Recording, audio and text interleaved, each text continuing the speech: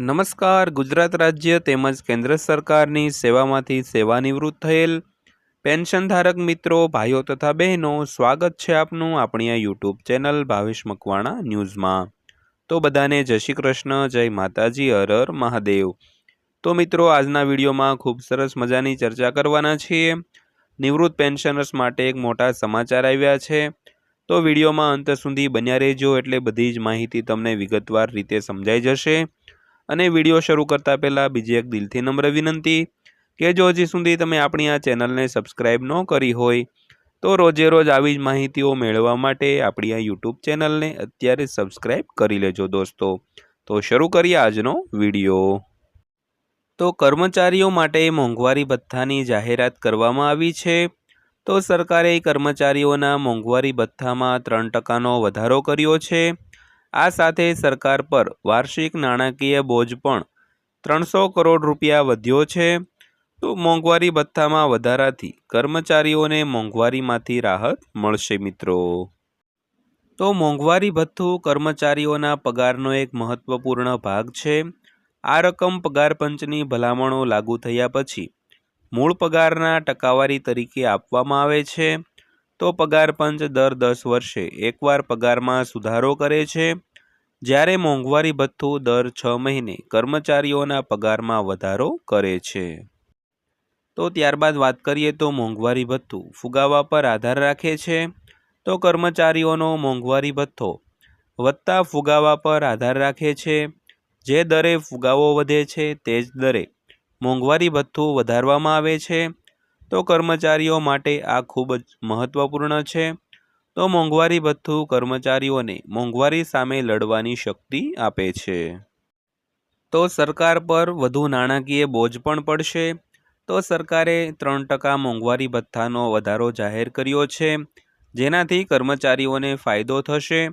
પરંતુ તેનાથી સરકાર પર વાર્ષિક 300 કરોડ રૂપિયાનો વધારાનો બોજ પણ પડશે. તો મોંઘવારી ભથ્થામાં વધારાનો લાભ કર્મચારીઓની સાથે પેન્શનરોને પણ મળશે. ત્યારબાદ વાત કરીએ તો મુખ્યમંત્રીએ જાહેરાત કરી છે. તો ત્રિપુરાના મુખ્યમંત્રી માણિક સાહા દ્વારા મોંઘવારી ભથ્થામાં વધારાની જાહેરાત કરવામાં આવી છે. તો રાજ્ય સરકારી કર્મચારીઓને આ વર્ષે એપ્રિલથી મોંઘવારી ભથ્થામાં 3%નો વધારો મળશે. તો ડીએમાં આ 3%ના વધારા સાથે ત્રિપુરા સરકારી કર્મચારીઓને મોંઘવારી ભથ્થું વધીને 33% થયું છે. તો સરકારે આ જાહેરાત કરી. તો સીએમ માણિક સાહાએ કહ્યું કે હું 1 એપ્રિલ 2025થી સરકારી કર્મચારીઓ અને પેન્શનરો માટે 3% ડીએ મુક્ત કરવાની જાહેરાત કરું છું. તો કર્મચારીઓનો ડીએ હવે 30થી વધીને 33% થઈ ગયો છે. તે જ સમયે કર્મચારીઓના પગારમાં પણ મોટો વધારો થશે. જે કર્મચારીઓનો લઘુત્તમ મૂળ પગાર 18,000 રૂપિયા છે, તેમના 3%ના વધારાને કારણે દર મહિને 540 રૂપિયાના વધારાના મળશે મિત્રો. ત્યારબાદ વાત કરીએ તો કેન્દ્ર સરકારના કર્મચારીઓના મોંઘવારી ભથ્થાને સમાન કરવાનો પ્રયાસ છે. તો મુખ્યમંત્રીએ કહ્યું કે રાજ્ય સરકારી કર્મચારીઓ અને કેન્દ્ર સરકારના કર્મચારીઓ વચ્ચે મોંઘવારી ભથ્થામાં તફાવત ઘટાડવાના પ્રયાસો કરવામાં આવી રહ્યા છે. આ ધીમે ધીમે કરવામાં આવશે.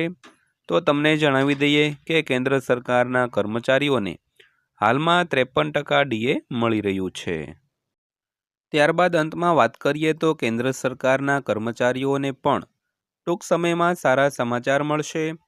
તો મોંઘવારી ભથ્થા અને મોંઘવારી રાહત અંગે સરકારે હજુ સુધી કેન્દ્રીય કર્મચારીઓ અને પેન્શનરો માટે કોઈ મોટો નિર્ણય લીધો નથી. તો તેમના માટે મોંઘવારી ભથ્થું વધારવાનો નિર્ણય હજુ સુધી લેવામાં આવ્યો નથી. તો જાન્યુઆરીથી જૂનના 6 મહિના માટે મોંઘવારી ભથ્થામાં વધારો જાહેર કરવામાં આવશે. તો એવી અપેક્ષા છે કે કેન્દ્ર સરકારના કર્મચારીઓના મોંઘવારી ભથ્થામાં પણ 2 કે 3%નો વધારો થઈ શકે છે. તો મિત્રો, આ હતી આજની માહિતી પસંદ આવી હોય તો વિડીયોને લાઈક કરજો અને રોજે રોજ આવા જ વિડીયો જોવા માટે આપણી આ યુટ્યુબ ચેનલને અત્યારે સબસ્ક્રાઈબ કરી લેજો. તો ફરીવાર પાછા મળીશું એક નવા વિડીયો સાથે, નવી માહિતી સાથે. ત્યાં સુધી સૌને જય હિન્દ, વંદે માતરમ.